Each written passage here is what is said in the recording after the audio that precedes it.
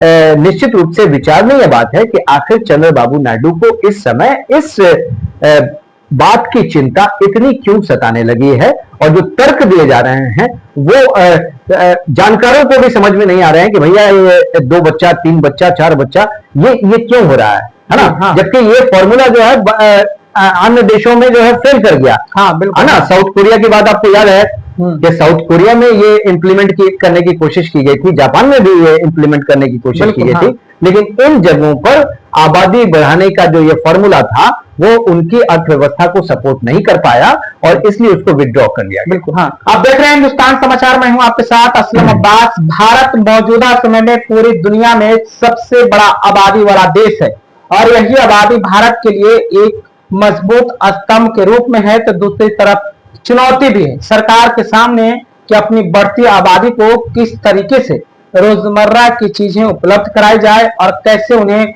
नौकरी और रोजगार से लैस किया जाए। लेकिन इसी हिंदुस्तान में एक ऐसा भी स्टेट है, राज्य है, जहां की हुकूमत ने आबादी बढ़ाने का फैसला लिया है। यह बात सोचकर आपको थोड़ा अटपटा सा लग रहा होगा, लेकिन मैं जो खबर आपको बताने जा रहा हूं पूरी तरीके से सच है और क्या इसके पीछे कारण है वो भी आप तक हम पहुंचाने की कोशिश करेंगे। हमारे साथ वरिष्ठ पत्रकार खालिद रशीद मौजूद हैं, वो आपको बताएंगे किस तरीके से भारत के एक राज्य ने आबादी बढ़ाने पर आम जनता को कैश क्रेडिट के रूप में देने का ऐलान किया है। तो खालिद जी, सबसे पहले आप बताइए, भारत के लिए तो आबादी खास करके उत्तर भारत में एक चुनौती है, जबकि एक स्टेट दक्षिण भारत है जहां इस तरीके की मुहिम चलाई जा रही है। बिल्कुल असलम में ये बहुत बड़ी खबर है और ये एक तरह से आई ओपनर भी है। आबादी एक समस्या है हमारे यहाँ, बिल्कुल है ना। बढ़ती आबादी एक समस्या है, बस 2 ही अच्छे, है ना। हाँ, हम दो हमारे दो, पता नहीं कितने नारे यहाँ पे गूंजते रहे हैं। तो आबादी को रोकने की बात हुई है। इसी देश में 75 में नसबंदी जैसा कठोर का अभियान चलाया गया, बिल्कुल हाँ, और उसको लेकर एक अलग तरह के दहशत का माहौल पूरे देश में बना और ये लंबे समय से ये दिया जा रहा है। तो तमाम जो दोष है वो आबादी को दिया जाता रहा है कि भाई अगर लोगों तक विकास योजनाएं नहीं पहुंच रही हैं, लोगों तक कल्याणकारी योजनाएं नहीं पहुंच रही, तो आबादी इसके लिए दोषी है। हम जितनी तेजी से बढ़ रहे हैं और आबादी के मुकाम पे आज हम नंबर 1 एक तरह से बन चुके हैं, जो चाइना को हम लोगों ने पीछे छोड़ दिया, बीट कर दिया है ना। हाँ। नंबर 1 की जंग में हम आगे निकल गए। तो ऐसे में जब आबादी एक बहुत बड़ी चिंता है और आबादी रोकने के लिए तमाम उपाय किए जा रहे हैं, तमाम अभियान चलाए जा रहे हैं, जन्म दर को कम करने की कोशिश की जा रही है, लेकिन आंध्र प्रदेश से जो खबर आ रही है वो बिल्कुल इसके उलट है। इसके बारे में किसी को आभास ही नहीं था। ये ब्रेकिंग खबर है इस वक्त, जिसकी तरफ इशारा नहीं, लोगों का ध्यान नहीं जा रहा है। चंद्रबाबू नायडू ने, मुख्यमंत्री आंध्र प्रदेश के, उन्होंने कहा कि भाई एक नई आबादी नीति यहां पे होनी चाहिए, क्योंकि ये नई आबादी नीति क्या कह रही है कि कैश इंसेंटिव दिया जाएगा। दूसरे बच्चे पर 25,000 रुपए, हाँ, तीसरे बच्चे पर 30,000 रुपए और चौथे बच्चे पर 40,000 रुपए। यानी एक से अधिक 4 बच्चे अगर होते हैं जिनके, उनको 95,000 रुपए का कैश बेनिफिट मिलेगा। और यही नहीं, इस पॉलिसी में विधानसभा में जो पॉलिसी रखी गई है, हाँ, उसमें बहुत सारे और भी इंसेंटिव्स हैं। देखिए, मैटरनिटी लीव का जो वहां पे बात किया जा रहा है, तो पहले मैटरनिटी लीव क्या थी?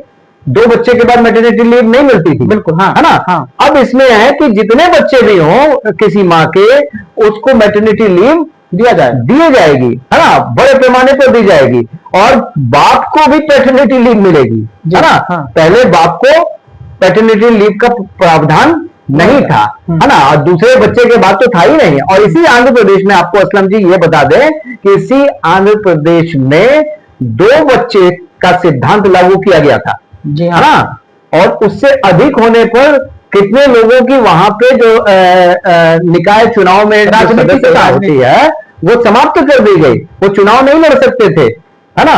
और वहां पे ये इस तरह की चर्चा इस वक्त हो रही है, और चर्चा ही नहीं हो रही है, ये नीतिगत फैसला लिया जा रहा है वहां पे कि दूसरे बच्चे पर ये कैश इंसेंटिव मिलेगा, तीसरे बच्चे पर कैश इंसेंटिव मिलेगा, चौथे बच्चे पर कैश इंसेंटिव मिलेगा।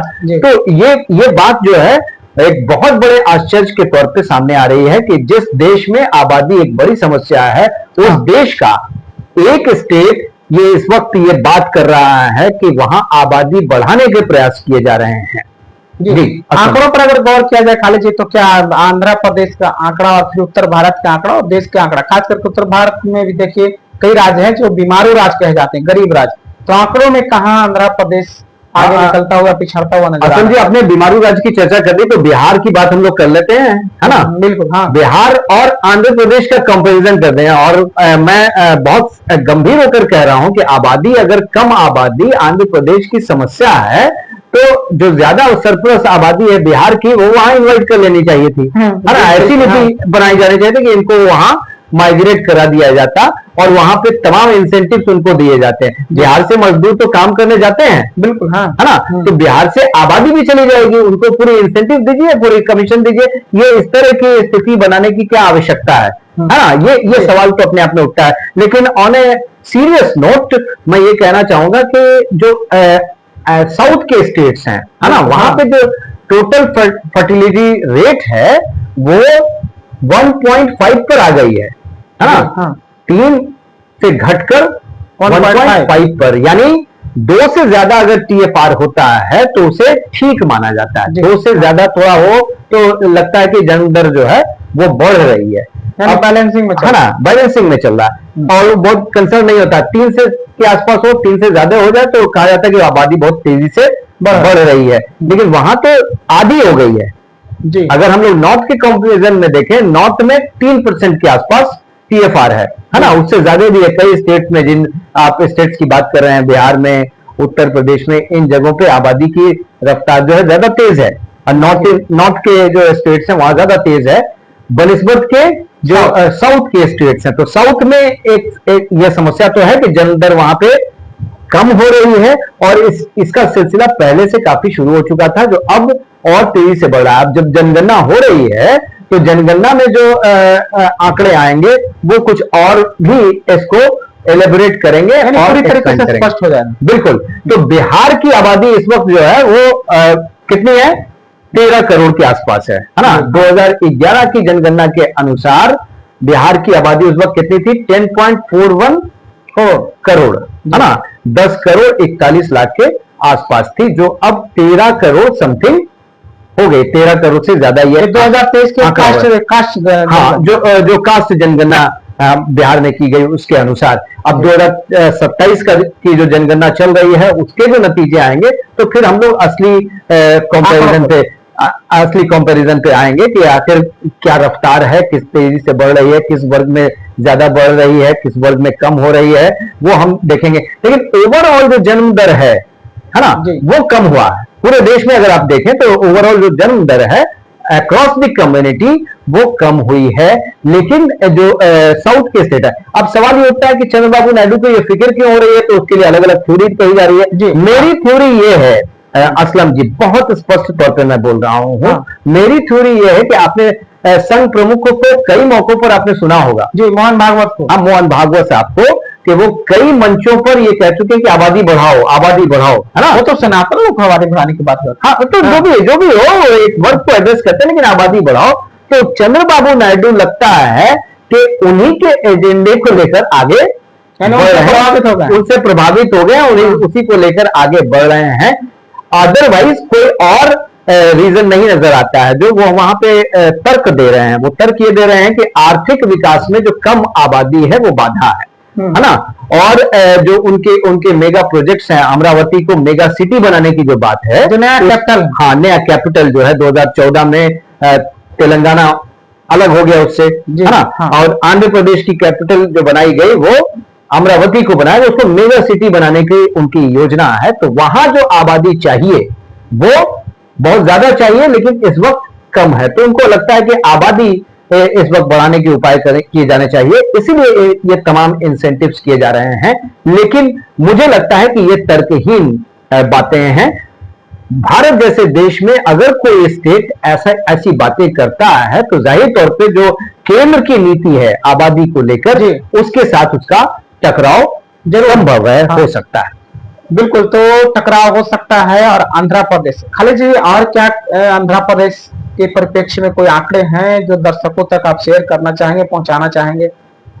देखिए, आंध्र प्रदेश के बारे में तो हमने आपको पहले ही बताया कि आंध्र प्रदेश में आबादी जो है वो पहले से घट रही है, और पूरे तमाम जो साउथ के स्टेट्स हैं वहां जन्म दर कम है ना। इसीलिए देखिए कि जो डिलिमिटेशंस की बात हो रही थी, उसमें साउथ के स्टेट्स ने उसका विरोध किया कि भाई जनगणना के आधार पे अगर आप आबादी के आधार पे ये डिलिमिटेशन करते हैं तो नॉर्थ के इलाकों में जो सीटें हैं वो बढ़ जाएंगी, बिल्कुल, है ना। लोकसभा की सीटें बढ़ जाएंगी, बाकी जो तमाम राज्यसभा की सीटें बढ़ जाएंगी, लेकिन साउथ के लोगों को नुकसान होगा। तो ये कंसर्न वहां पे लंबे समय से है, और अब ये कंसर्न जो है, ये चिंता जो है जाहिर तौर पे सामने आ रही है, जो एक बड़ी बात है। हम सबको ब्रेकिंग न्यूज लगे, लेकिन ये निश्चित रूप से विचारणीय यह बात है कि आखिर चंद्रबाबू नायडू को इस समय इस बात की चिंता इतनी क्यों सताने लगी है, और जो तर्क दिए जा रहे हैं वो जानकारों को भी समझ में नहीं आ रहे हैं कि भैया ये 2 बच्चा, 3 बच्चा, 4 बच्चा ये क्यों हो रहा है ना। हाँ। जबकि ये फॉर्मूला जो है अन्य देशों में जो है फेल कर गया,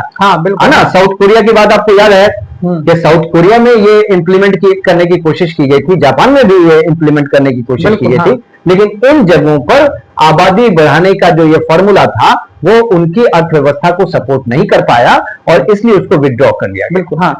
तो एक तरफ देश में बढ़ती आबादी सरकार के लिए और प्राकृतिक संपदा के लिए चुनौती बना हुआ है। सरकार के लिए सबसे बड़ा चुनौती कि कैसे उन्हें रोजमर्रा की चीजें उपलब्ध कराया जाए, तो दूसरी तरफ प्राकृतिक संसाधनों पर भी भारी बोझ पड़ रहा है। दूसरी तरफ एक राज्य सरकार के द्वारा इस तरीके से फैसला लिया जा रहा है। क्या अपनी राय रखते हैं, कमेंट में हमें जरूर बताइएगा। तब तक के लिए आपका बहुत बहुत शुक्रिया।